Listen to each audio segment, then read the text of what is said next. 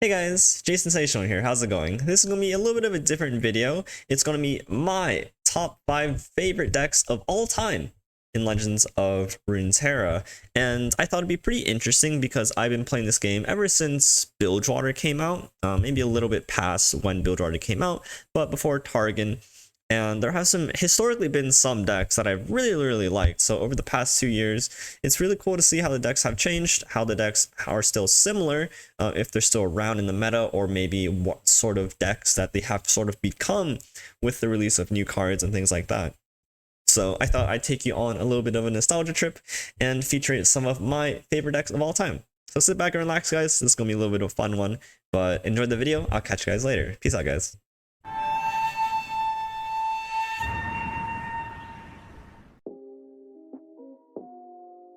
So coming in at number 5, we have Zilean Nasus. Nothing quite beats the satisfaction of atrocitating a 15+ attack Nasus into your opponent's Nexus. And Zilean gives time bombs, which actually provide a really interesting way of achieving slays for Nasus, and combined with a lot of Shadow Isles control tools. And of course, Zilean having one of the coolest level 2 designs and level up animations makes this deck take the cake for number 5. Zilean Nasus has always been a deck that I probably played for a lot longer than whatever the date on the top left says, but this is just my most recent variant that I got to play around with. Zilean Nasus overall is this Trima Shadow Isles control deck that utilizes both the control aspects of Shadow Isles, such as Vengeance and Ruination, as well as cards like Vile Feast, paired with the time bombs off of Zilean to really boost up your Nasus's slay procs. And oftentimes when you ruinate like a 8 wide board, 3 units on your side, 5 units on your opponent's side, that's 8+8+8 for Nasus, which is absolutely insane, dropping Nasus onto an empty board, demanding a fearsome blocker, and then following up with Atrocity. This variant of the deck is a little bit interesting. It has Catalog of Regrets as a main cycle engine and value engine, with cards such as Go Hard, Careful Prep, and Glimpse Beyond in order to make sure that you don't run out of cards with your Catalog of Regrets. From the unit side, we have a little bit of a fearsome package. Cards like Brewer Sentinel and Merciless Hunter make really good threats to push damage in the early game, so you can close out the game with maybe Pack Your Bags or Atrocity on Nasus. So this deck is definitely up there for my favorite decks, but since the release of Ravenbloom Conservatory, the Noxus control decks or the Noxus Tempo / Noxus control decks have gained a lot of ground in terms of build patterns and playstyles. So this variant of the deck, of this sort of like Shadow Isles control thing, is probably a little bit weaker than its Noxus counterparts, but still a very lovely and fun deck in my heart. Coming in at number 4, we have Riven Vi. Surprise, surprise. You thought Riven, a different Riven deck, but no, this is Riven Vi. A pretty old school mix of a Noxus PNZ combo deck, aiming to use a mix of Riven's Reforge as well as cards like Ambush in order to generate a lot of varied threats that can often deal big damage and OTK your opponent. One of the things I love about being in Noxus PNZ is the ability to be able to discard survival skills at burst to fast speed to protect myself from things like this pesky Atrocity from killing my units. One of my all-time favorite mid-range / combo decks, and has gone a long way since its inception. So stay tuned and let's check out the deck. One of the first decks that I actually made myself way back when, like made from scratch rather than like net decking somebody, was a Draven Vi deck. The whole phenomenon is weird, but the whole concept of using an Overwhelm Vi to deal like 13 damage was like the best thing I could ever think of to make as a deck. And when Vi was leveled and then you dealt 10 Overwhelm and then 5 damage on strike, it was like the biggest, most badass combo I could ever think of. And from then, after Riven got released, it's seen a lot of different iterations coming in and out of the meta, and this was one of the versions that I picked up on way back in September of 2021. This is when Lost Soul was still a pretty good card, and this is before Bandle City has been released.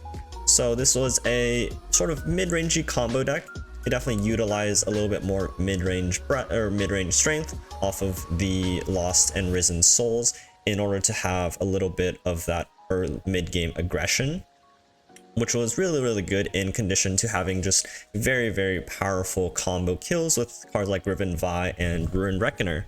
Again, one of my favorite concepts in this sort of deck is survival skills. It's one of my top favorite cards in the game. I think it's super unique, super cool in being able to protect key combo cards against decks that aim to deal damage with things like PNZ, Noxus, and things like that.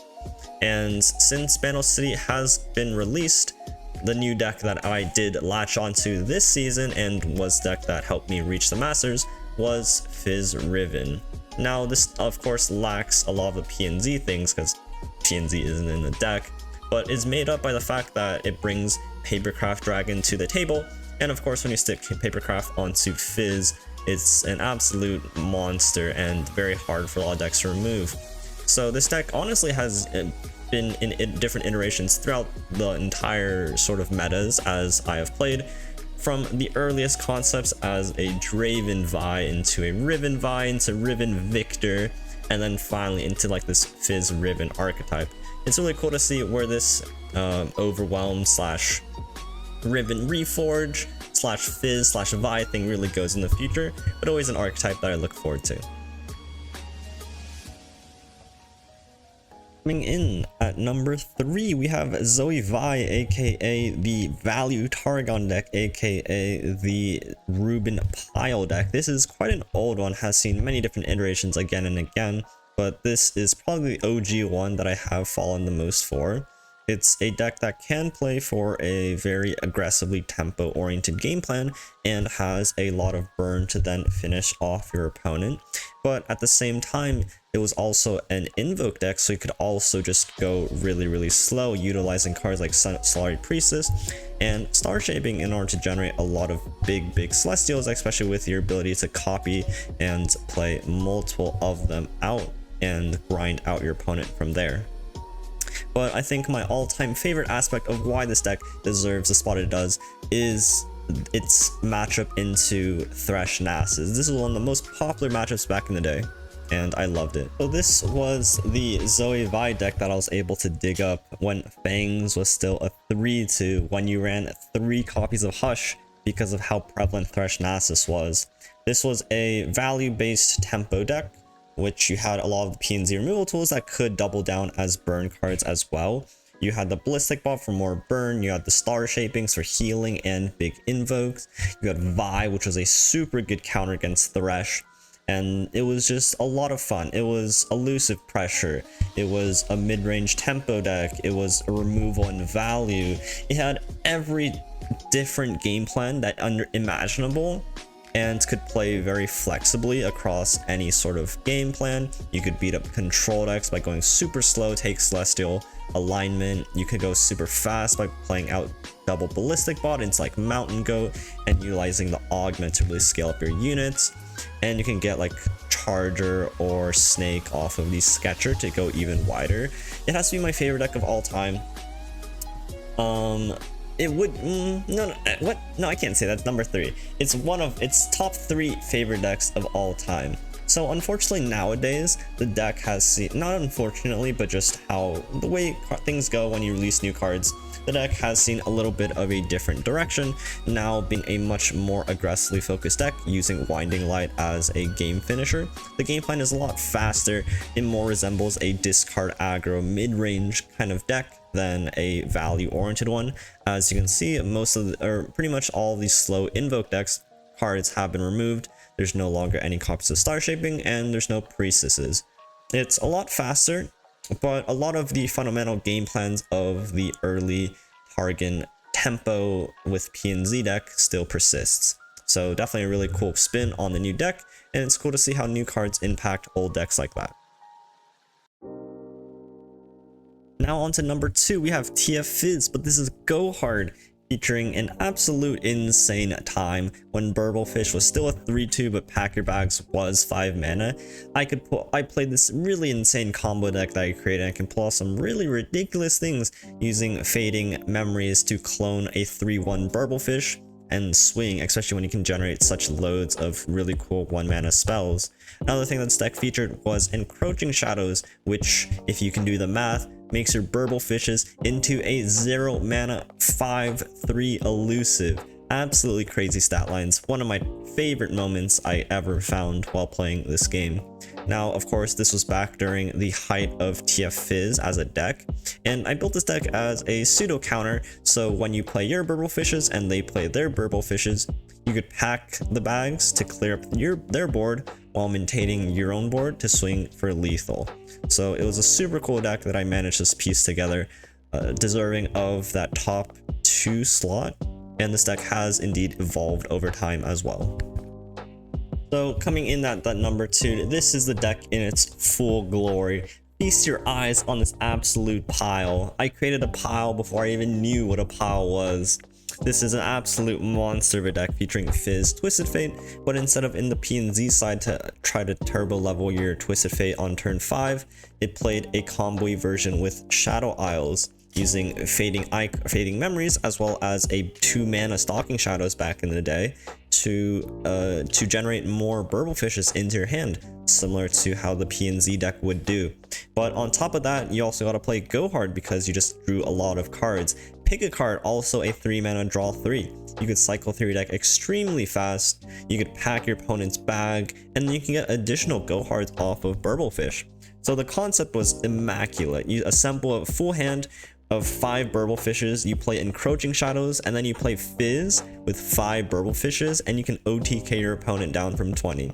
It was probably one of my favorite decks that I've ever created in Legends of Runeterra, and it actually did surprisingly well, given the fact that I made the deck. But of course, you know, it was still TF Fizz at its height and all of its power. Now, I did build the deck as a hopes to counter the P&Z version while also playing something a little bit off meta, and it actually beat some matchups I think TF Fizz didn't. So still super proud of my creation. Unfortunately, I didn't really get to show it off too much. And of course, a deck that you might find very familiar nowadays is this TF Nami deck made by Drizzoth. You got cards like Nami as well as Fleet Admiral Shelley that just make the deck a lot more consistent, so you don't need this really wacky Burble Fish combo. You can just buff up the stats without having to give everything ephemeral. So Bilgewater has definitely received a lot of good cards, Tentacle Smash also being another one, but the deck has definitely become a lot more powerful and refined. But it's cool to see that something that I made so long ago has still seeing some sort of play nowadays. And coming up at number 1 has to be Yasuo Leona, a deck that I got to showcase some of Leona's absolutely insane mid-range potential as a standalone sort of archetype by itself. The Daybreak package just absolutely showing how powerful it can be, featuring cards like Morning's Light to generate stuns, to stun lock your opponent's board, and buff up your units at the same time in order to swing for a lot of potential damage is really insane. And as well as working towards that Yasuo level up, when you get it, it's so satisfying to have a 7/7, 5/5, 9/9, 11/11 Yasuo beat down on your opponent's board with multiple Daybreak stuns. Definitely my favorite deck of all time has to be this one right here. And not only that, it's an Ionia deck, so you can do whatever Ionia decks do best at, and you have lots of stuns, lots of bounces, and enables some of my personal favorite archetypes.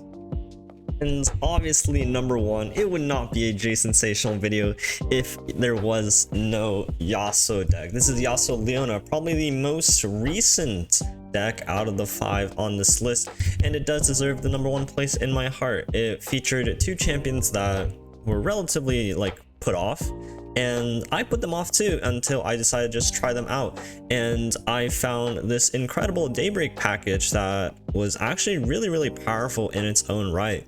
And it can pull off some really cool looking combos with Yasuo after he's leveled up. You just stun lock the entire board and he flips everything and just deals 5 to everything. It's so insanely cool. and it was a deck that I got to showcase a lot of different cards in. I got to play Morning's Light, a card that I think nobody ever thought was actually good, but I found a home in this deck. I love Mina Swiftfoot.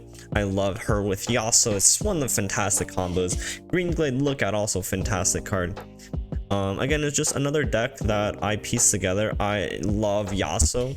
If you guys know the history of me and Yasuo, shoutouts to you guys.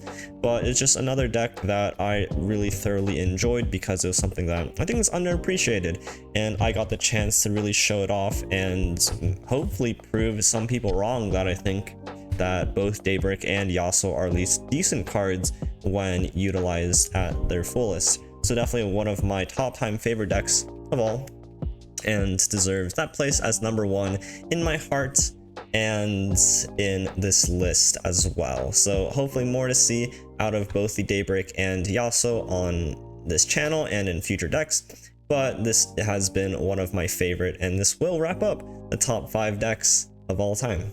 Alright, but that's gonna wrap it up for my personal favorite top 5 favorite decks of all time in Legends of Runeterra. I will leave all the deck codes down below in the description if you so choose to just have a little bit of a nostalgia trip and go on a little blast with the past with me as well.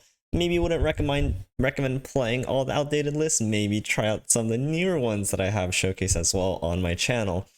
But let me guys know what your top favorite decks of all time are as well, and it'd be really cool just to showcase and share what we have loved throughout the game. But this has been Jason Station.